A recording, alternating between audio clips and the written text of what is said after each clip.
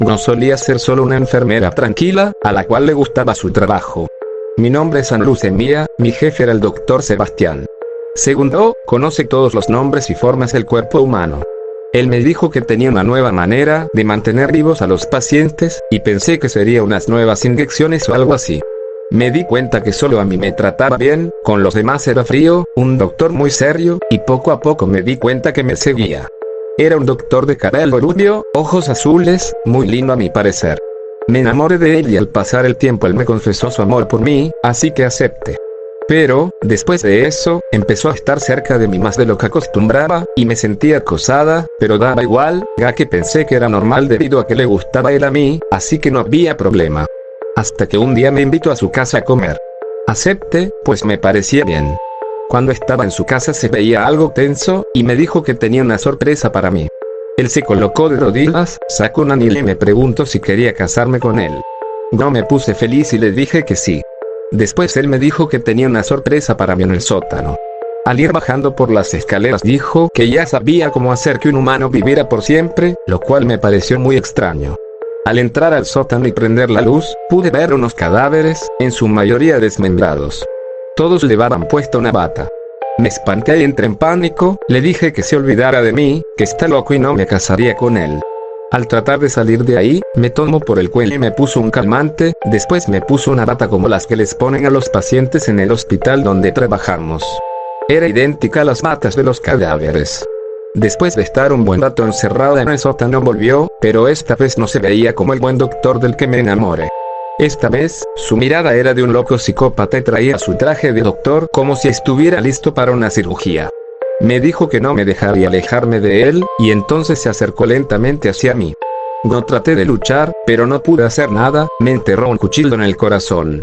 Se acercó a mi oído y me susurró: no te preocupes amor, tú volverás conmigo, y esta vez será para siempre. Después de eso morí, pero él me revivió. Al despertar ya no era la misma, era más alta y no podía moverme muy bien. Me dolía mucho todo el cuerpo, pues ahora estaba hecha con las partes de los cadáveres que estaban en el sótano. Estaba atada con cadenas a una mesa, y al voltear, Sebastián dijo con una enorme sonrisa en su rostro: ahora haré lo mismo conmigo y así estaremos juntos por siempre. Al decir eso me puse nerviosa. ¿Cómo que por siempre? En ese momento me enojé.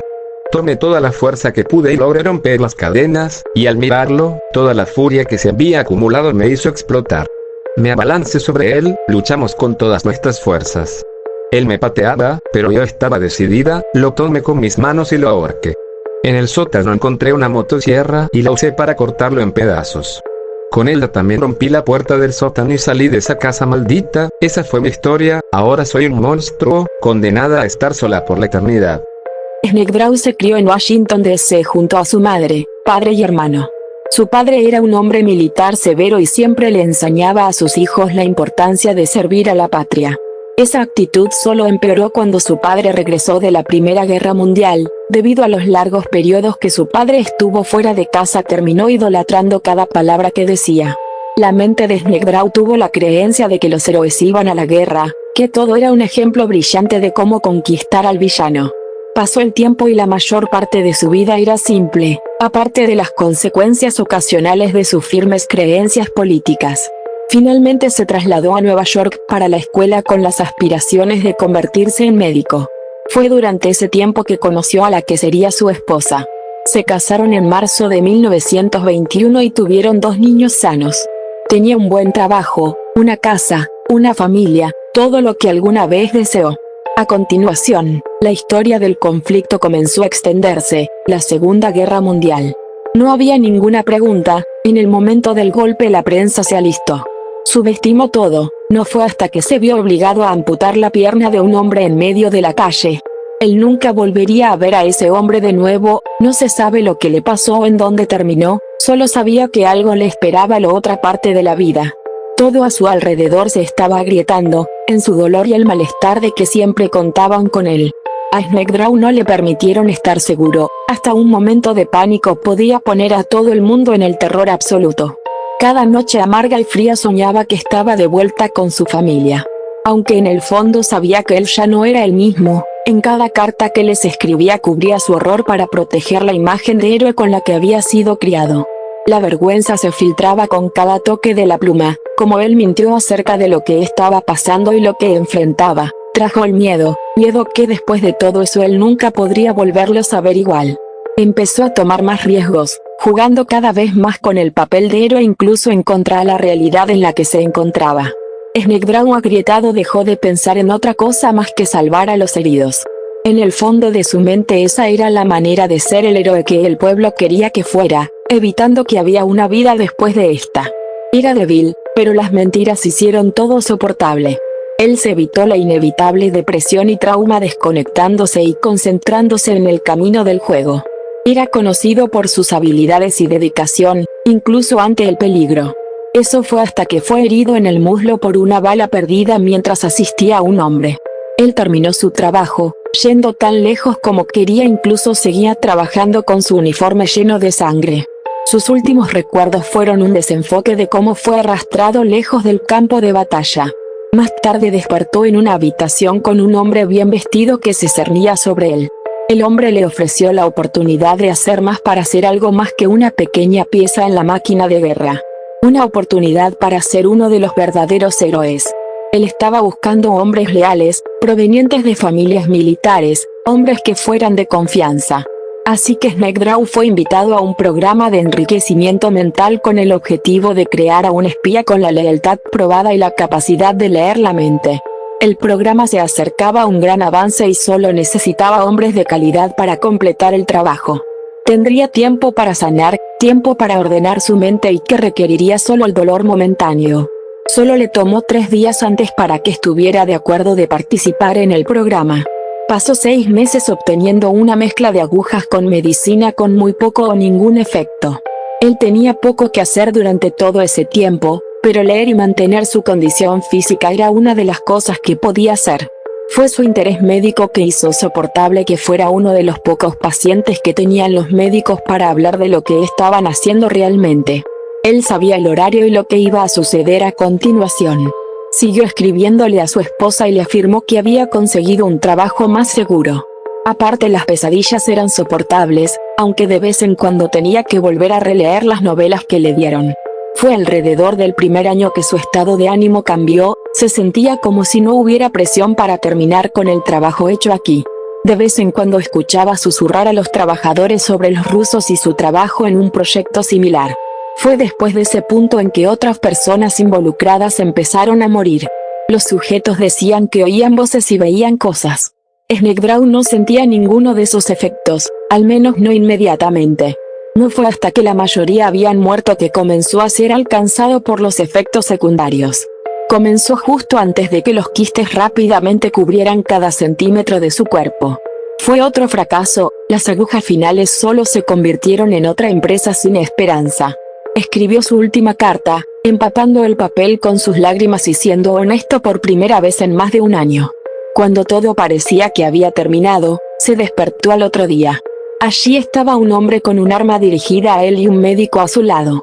Dio un vistazo al cuarto que extendía, los libros que había recogido estaban flotando. No podía leer la mente y nunca lo haría, pero sí fue capaz de mover objetos con su mente. Se hizo evidente que entre más usaba ese poder su piel se ponía peor. Parecía ser que su cuerpo reaccionaba negativamente a sus poderes. No amenazaban su vida, pero era doloroso. Siguió empujando para ver cuánto podía levantar con su mente y su fuerza creció. Él podría haber descubierto simplemente si el dolor eran las voces que lo rompieron, susurros y gritos o voces profanas que hablaban verdades imposibles. Nunca pararon, lo empujaron lejos y más lejos hasta que intentó tomar su propia vida. Se rieron y rieron mientras arañaba sus propias muñecas. Los hombres que lo observaban no lo dejarían morir, era demasiado valioso. Se despertó, él no debería hacerlo, pero lo hizo. Quedó retenido a la cama mientras lo dejaban solo buscando alguna clase de solución. Snegdrau rogó a cualquier persona y cualquier cosa para que detuviera los gritos, para que pueda tener su propia mente de nuevo, incluso solo por un día más. Fue entonces cuando la oyó, su amor sin nombre. Una voz como una diosa le ofreció consuelo y guía. Ella solo quería ayudarle y todo lo que tenía que hacer era aceptar. Lo hizo sin dudar, y todo se detuvo, era libre. Él juró a sí mismo su palabra, teniendo en cuenta su voz de Dios. No todo el mundo aceptaba una intervención divina como respuesta al por qué él estaba bien otra vez. Snegdrau pasó meses aislado, sin nada más que libros y la voz de su salvadora. Todavía sentía el dolor de su piel, pero se encontró con una calma gracias a ella. De alguna manera parecía estar mejor que nunca. Tardó tanto tiempo para que confiaran en él, pero fue entrenado para servir al gobierno. Su formación siempre fue frenada por los quistes que infectaron su rostro, lo que condujo a la creación de su máscara, que necesitaba una forma de inyectar suministros constantes de medicamentos contra la infección hecho especialmente en su piel. La máscara era la respuesta a eso. Era un horror al principio estar encerrado en una trampa de metal. Tardó años en superar el pánico que lo atacaba encerrado. Pero llevó a la delantera su enfoque, y a lo largo de los años fue enviado a trabajos inexplicables y ocasionalmente una carga política fuera del alcance. Se convirtió en un maestro de lo oculto y parecía sobresalir mágicamente en la escritura cargada de símbolos. Fue todo gracias a la voz que siempre se mantuvo con él. Ella sabía más de lo que pudiera acerca de las bestias que estaban creciendo más y más. Lo incitó para que matara monstruos por el bien de los que estaban alrededor de él. Fue debido a esto que se convirtió en un miembro importante de los Salvadores de Abel. Un grupo basado en la idea de la lucha contra la creciente amenaza inhumana. Se había convertido en la colaboración de los principales proyectos de guerra y sus poderes sirvieron para salvar a la humanidad. Nunca envejeció después de que su poder apareció y esa voz habló con él. Y todavía hay una cosa que se desgastó en él, la memoria de aquellos que había dejado hace demasiados años.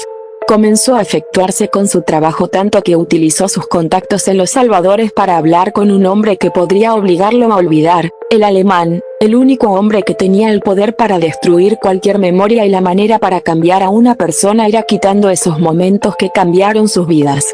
Se quitó la vieja vida y se dio un nuevo nombre.